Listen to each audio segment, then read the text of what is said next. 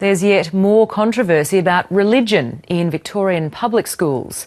The ABC has learned that principals have been warned by senior education bureaucrats about proselytising by religious groups. Karen Percy reports.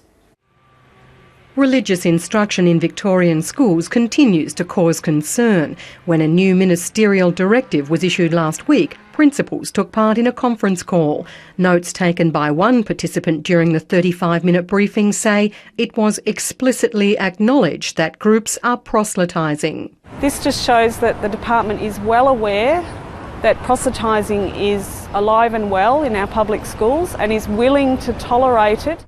A spokesman for the department says the comments have been misconstrued and were in fact a warning to principals, particularly in high schools, that informal student lounges and prayer forums need to be handled with greater care under the new guidelines.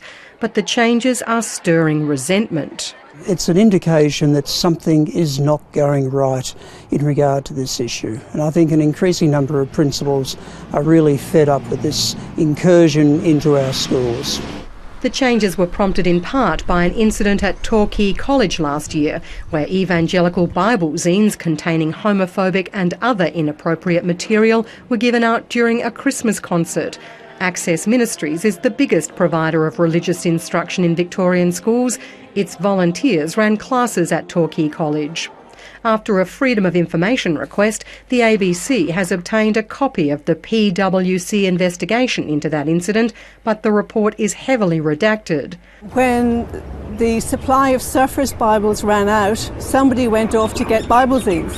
We don't know who that was. We don't know where they went.